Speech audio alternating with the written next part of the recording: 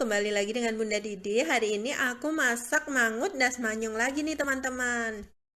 Mangut das manyung ini adalah menu khas Semarang, Pantura, dan sekitarnya. Nah, ini bahan utamanya adalah das atau kepala manyung yang diasap. Nah, mentahnya seperti ini nih. Ini aku kemarin beli di Desa Wisata Pengasapan di Demak. Jadi masih fresh banget. Baru aja diasap. Nah, ini langsung aja kita siapin bumbu-bumbunya ya. Nah, untuk bumbu karena agak banyak, ini semua aku haluskan aja. Jadi dihaluskan tapi jangan terlalu halus. Jadi agak masih ada kasar-kasar gitu. Nah, ini paling pas pakai chopper Mitochiba CH100. Nah, ini adalah alat yang paling pas buat ngalusin bumbu nih. Mau halus bisa, mau agak kasar bisa, sesuai selera. Nah, seperti ini. Selanjutnya tinggal kita tumis bumbu sampai benar-benar matang.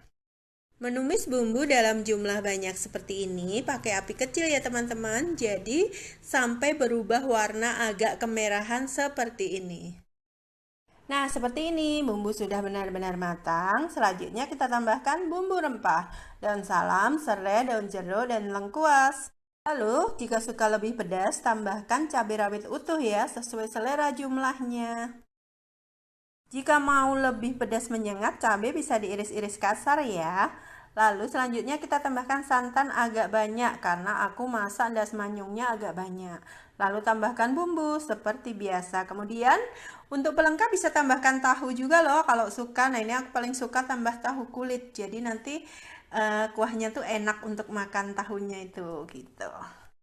Selanjutnya tinggal masukkan das manyungnya. Sebelumnya das manyungnya aku rebus di air mendidih sebentar dengan jahe supaya apa? Biar lebih steril aja kan dipegang-pegang banyak orang ya di pengasapan.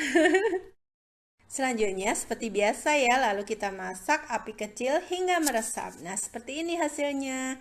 Mangut das manyung ala Bunda Didi. Oke, selamat mencoba ya teman-teman. Enak banget loh mangut das manyungnya. Ini pedas, gurih, sedikit manis, terus sedap aroma khas dari ikan asapnya itu menambah selera makan. Oke, selamat mencoba.